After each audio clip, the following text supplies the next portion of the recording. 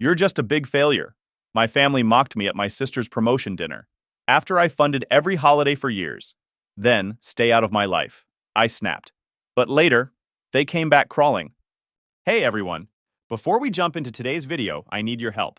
We've noticed the channel is losing some traction, and subscribing is one of the best ways you can support us. It's quick, free, and it helps us keep bringing you awesome content. Your support means the world. Let's keep this channel growing together. Thanks so much.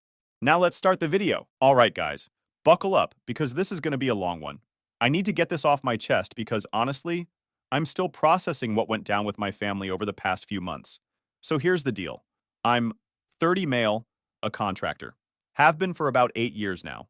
Started right out of high school doing basic carpentry work for this old-timer named Bill, who taught me everything about framing, drywall, the whole 9 yards.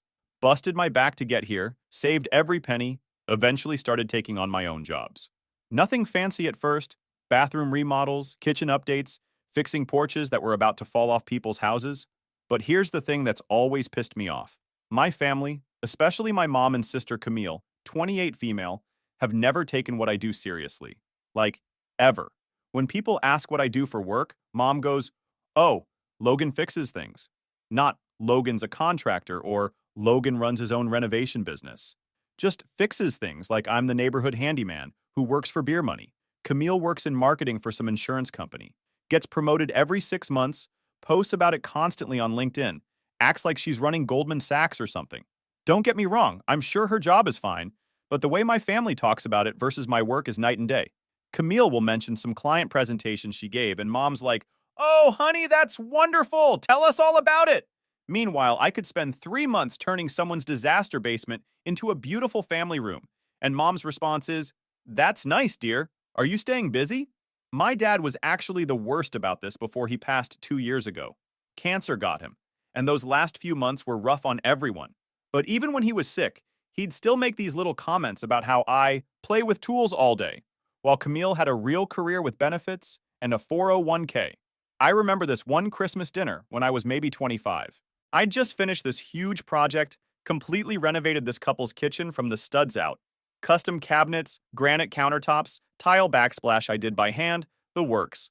Took me 2 months and they were over the moon with how it turned out. I was pretty proud of it too, you know? So I'm telling the family about it over dinner, showing pictures on my phone of the before and after shots. Dad looks at the photos for like 5 seconds and goes, "That's nice, son. When are you going to get a real job with health insurance?" Then immediately turns to Camille and asks about her latest work project for 20 minutes. That shit stung, but I just swallowed it like I always did. Figured maybe when I started making better money, they'd start taking me seriously. Well, joke's on me, because even when I started pulling in decent cash, and I mean decent, like $70,000 to $80,000 a year doing high-end renovations, the attitude never changed. If anything, it got worse after Dad died. Now mom acts like I'm this lost soul who still hasn't figured out what he wants to do with his life. The crazy part is, I'm actually pretty good at what I do. My clients love me. I've got guys calling me all the time wanting me to work on their projects. Word of mouth referrals keep me booked months in advance. But to my family, I'm still just the guy who fixes things. The one they call when mom's garbage disposal breaks or when Camille needs help moving furniture. Never mind that I can design and build custom cabinetry from scratch, or that I know enough about electrical work to rewire an entire house safely. Nope, I'm just the handyman. So here's where things went to shit. Last month, Camille got promoted to some manager position at her insurance company.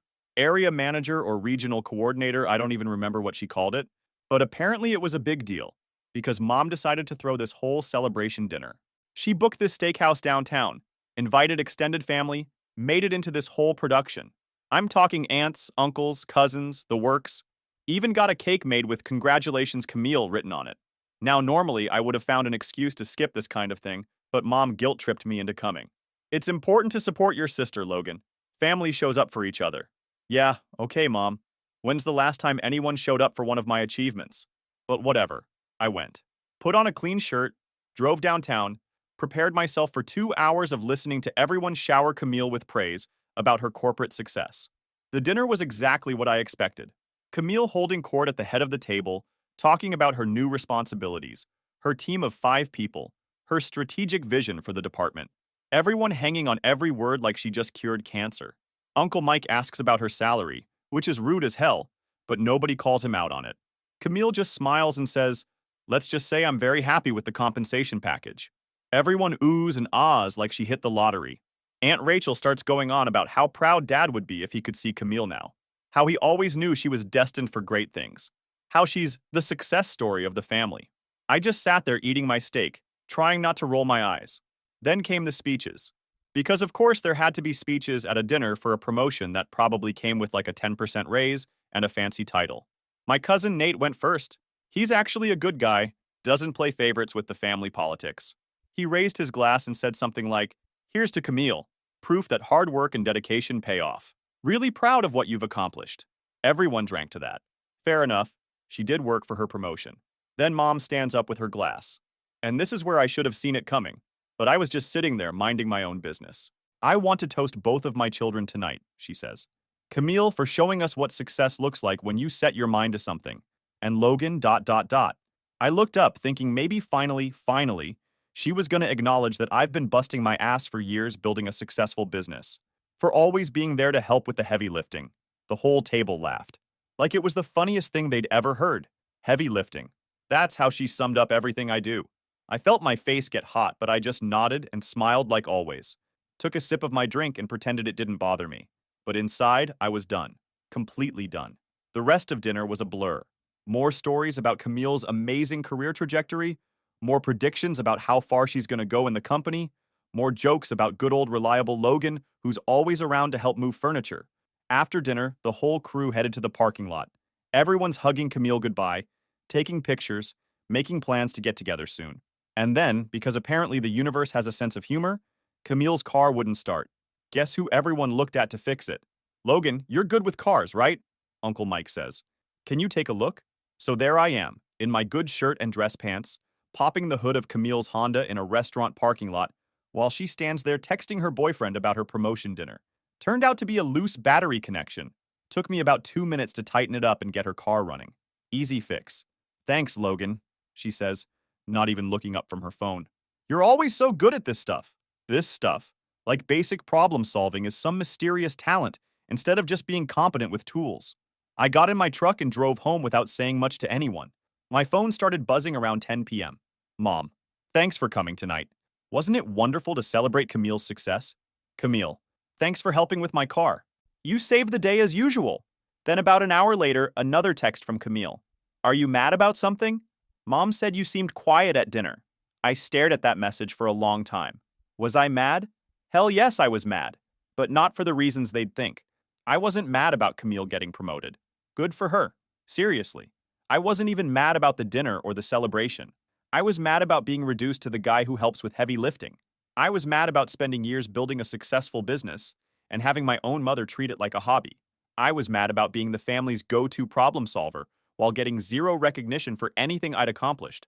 But mostly, I was mad at myself for expecting anything different. I didn't text back that night, or the next morning when more messages came in. From Mom. "Logan, are you seriously mad because of the comment I made at dinner? It wasn't meant to hurt you." Then another one. "Call me back. You're being dramatic. It was just a joke." That word.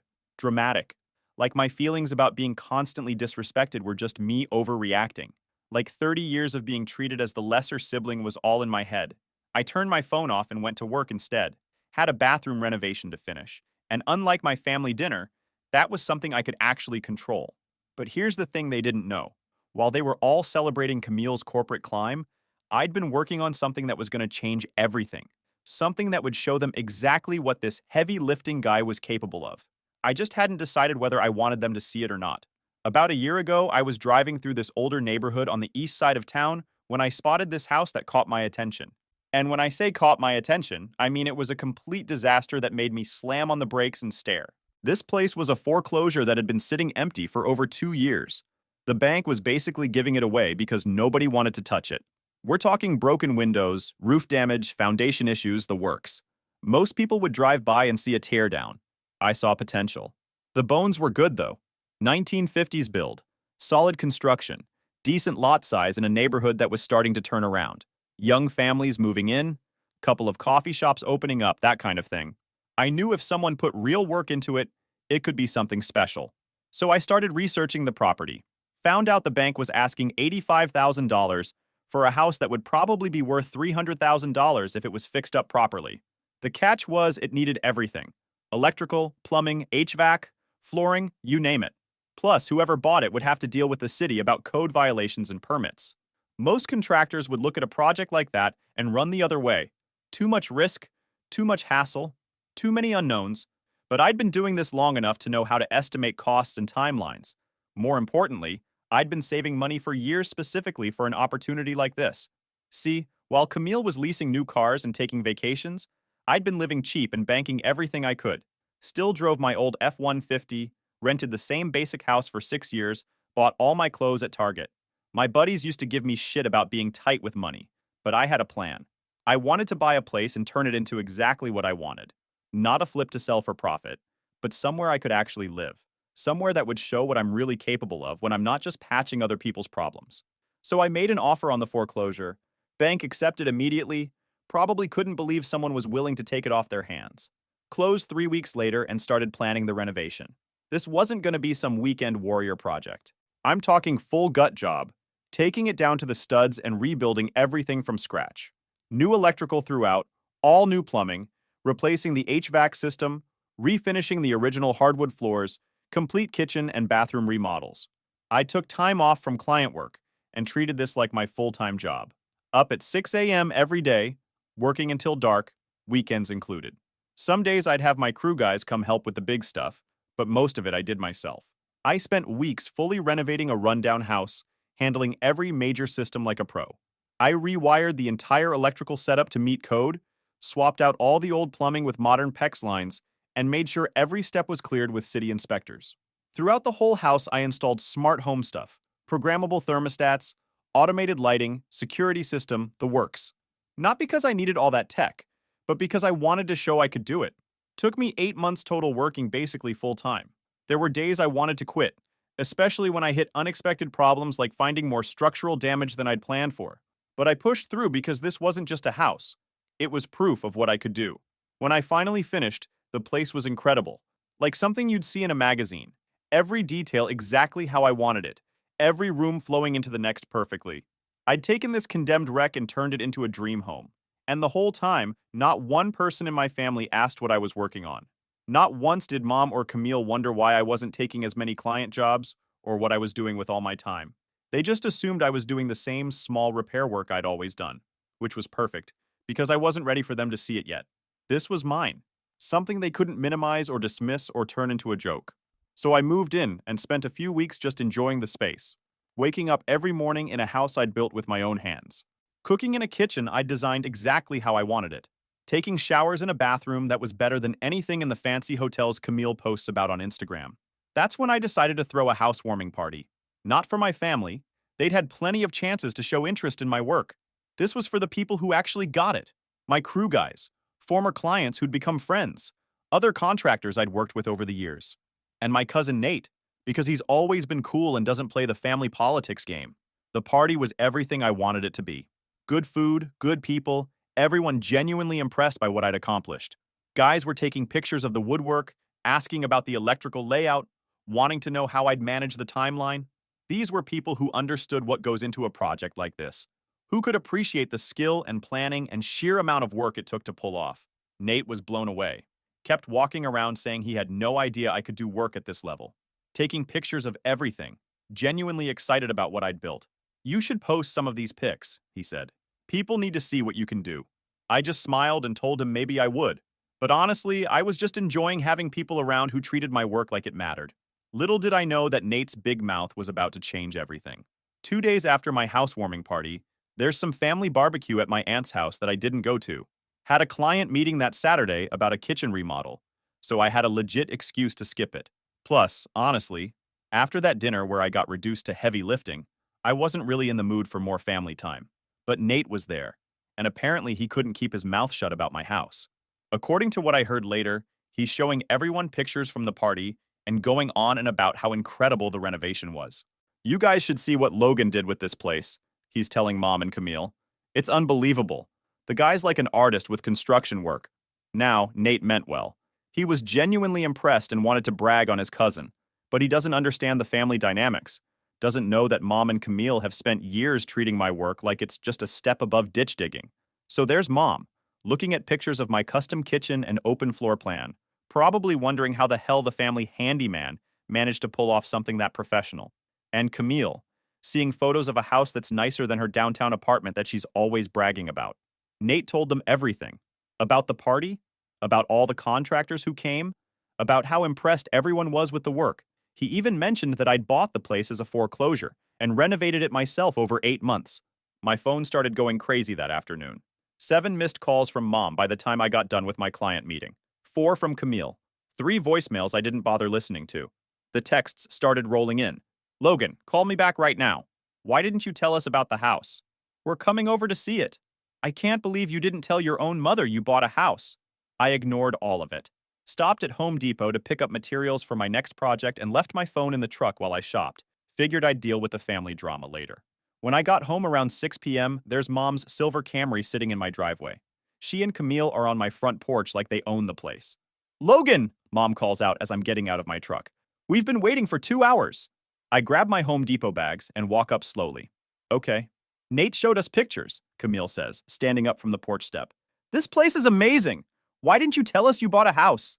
I looked at both of them standing there expecting answers. When's the last time either of you asked me about my work? Mom waves her hand like I'm being ridiculous. Oh, Logan, don't be silly. We ask about your work all the time. No, you don't. You ask if I'm staying busy. You ask if I'm making enough money to get by. You don't ask what I'm building or what projects I'm proud of.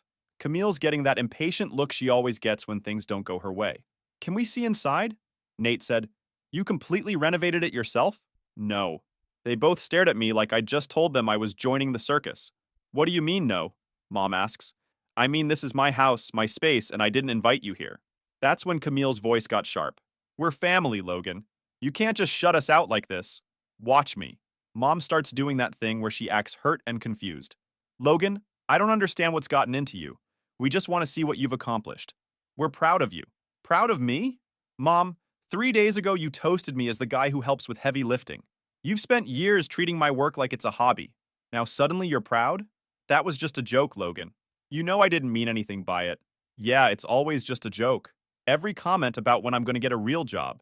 Every time you introduce me as the guy who fixes things. Every family gathering where you spend 2 hours talking about Camille's career and 30 seconds on mine. All just jokes, right? Camille jumps in. You're being dramatic, Logan. We've always supported you. Supported me? Camille, when's the last time you asked me about a project I was working on? When's the last time you showed any interest in what I do, beyond needing something fixed? She doesn't have an answer for that, because we both know it's never happened.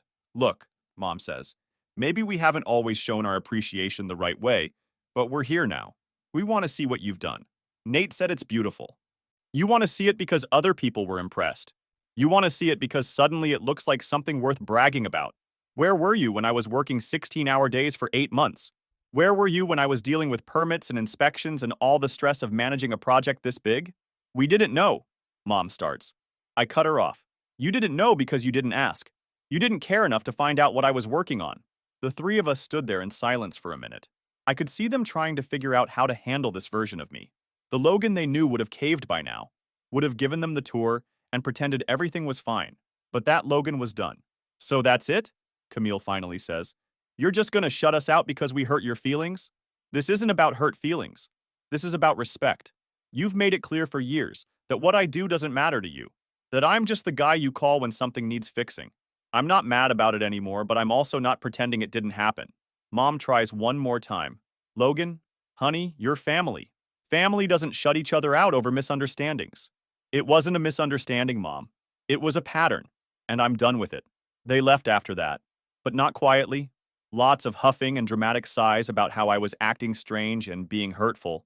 Camille kept shaking her head like I was some puzzle she couldn't solve. As they're getting in the car, Mom turns back.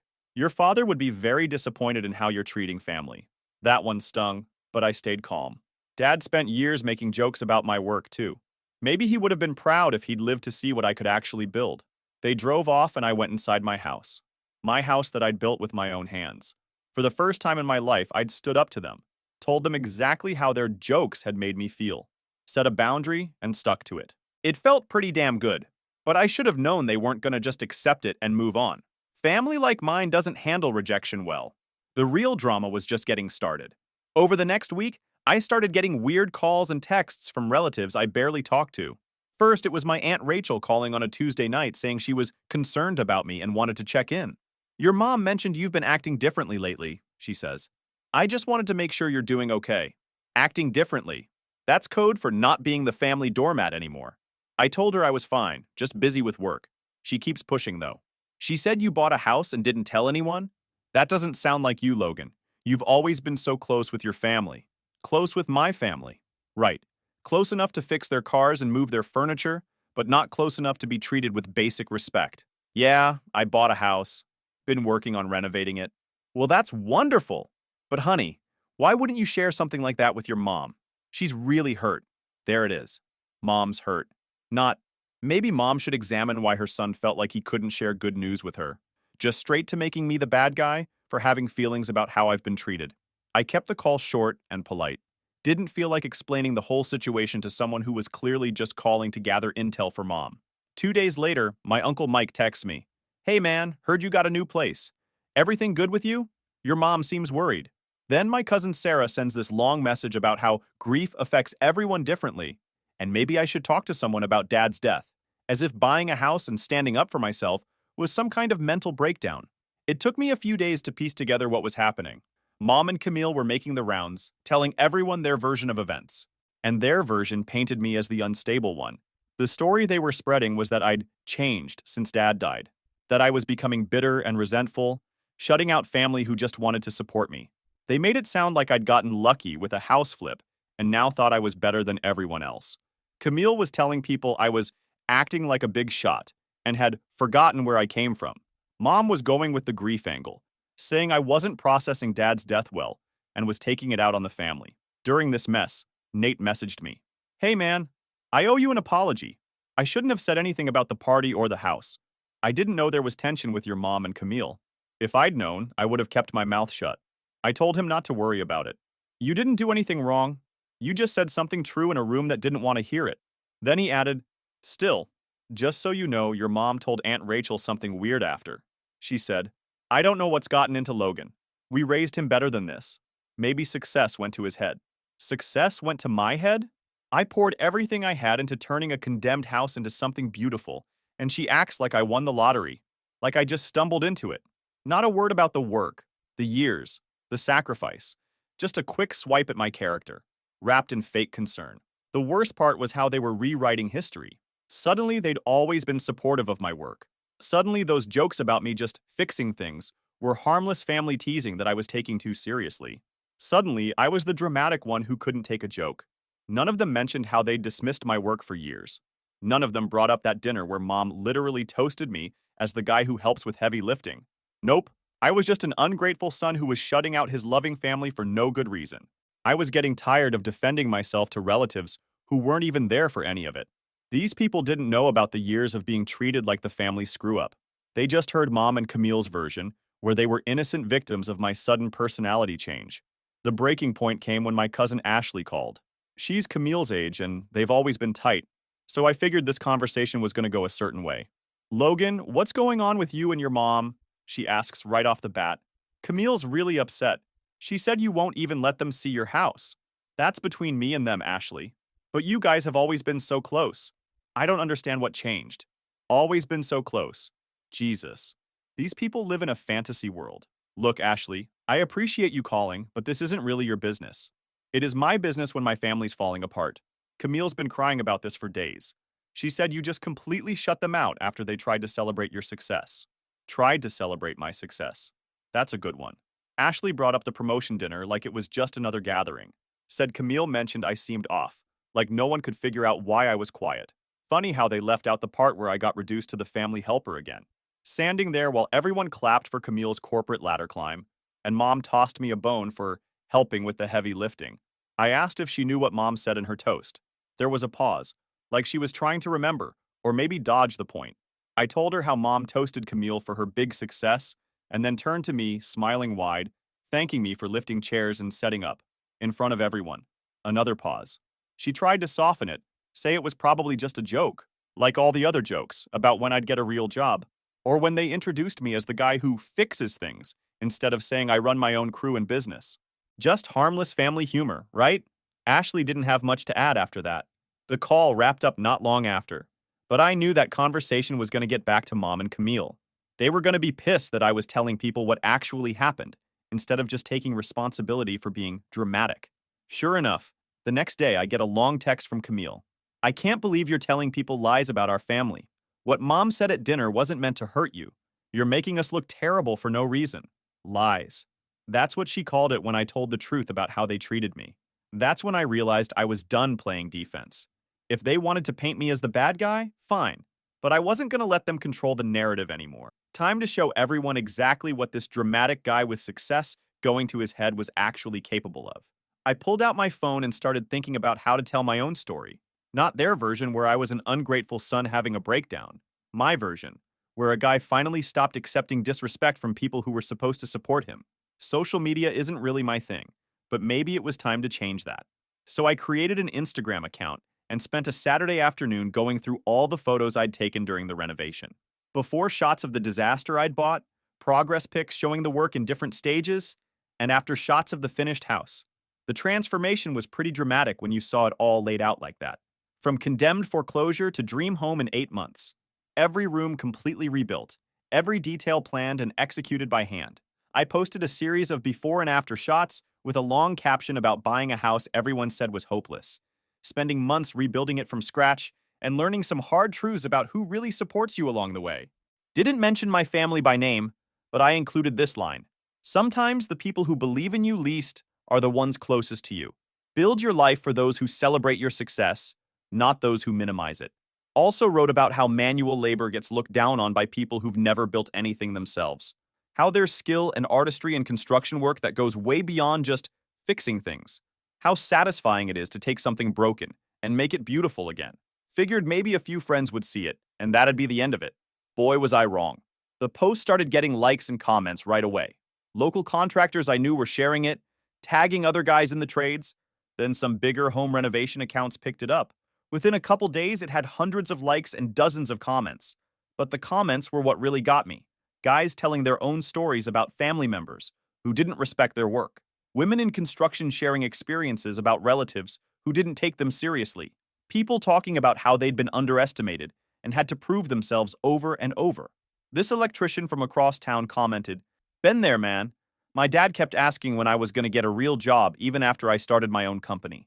Some people only respect work if it involves a desk." Even got comments from people outside the trades. Office workers saying they wish they had skills to build something with their hands. Parents saying they were going to show the post to their kids to demonstrate that success comes in different forms. The post kept growing. Local news sites started reaching out wanting to do features on the renovation. A few contractors who'd been following the posts offered me partnership opportunities on bigger projects. One guy wanted to hire me to renovate his whole rental property portfolio.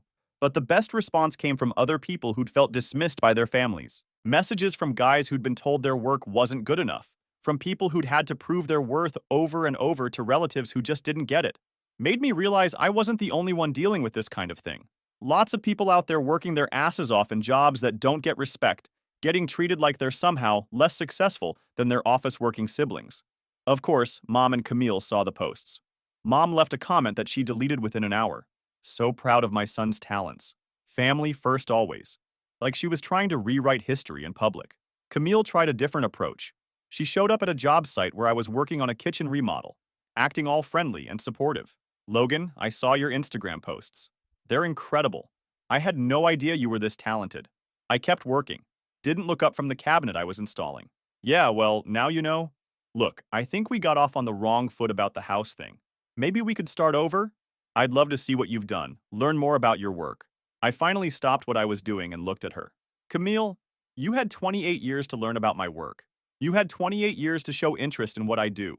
You don't get to show up now that other people are impressed and act like you always believed in me." Her face changed. Got that cold look she always had when things didn't go her way. "So what? You're just cutting us off permanently? Over some misunderstanding at a dinner?" It wasn't a misunderstanding. You and Mom made it clear for years that what I do doesn't matter. That I'm just the guy who helps with heavy lifting. I'm not angry about it anymore, but I'm also not pretending it didn't happen. She stood there for a minute, then shook her head. Dad would be disappointed in how you're treating family. That was her playing the guilt card one more time, using Dad's memory to try to make me feel bad for having boundaries. Dad would probably be proud that I finally stopped waiting for approval from people who were never going to give it. She left after that. Haven't heard from either of them since, except for Mom sending a birthday card last month with a note saying she hopes I'll come to my senses soon. But honestly, I'm better than I've been in years. That Instagram post led to more work than I can handle. I'm booked solid for the next 8 months with clients who actually appreciate skilled craftsmanship. Started a waiting list for people who want renovations done. The Instagram account's blown up, almost 5,000 followers now, mostly contractors and folks into home renovation. I post progress shots from current projects, and I've been getting a ton of messages from guys asking for tips on their own builds. Even met someone through it, an architect from one of my new clients. We started seeing each other, and for the first time, I'm with someone who actually gets it. She lights up talking about design plans and treats what I do like the skilled, legit profession it is. Total game changer. For the first time in my life, I'm not the guy who fixes things for everyone else. I'm the guy who built something incredible and doesn't need anyone's permission to be proud of it, and that feels pretty damn good.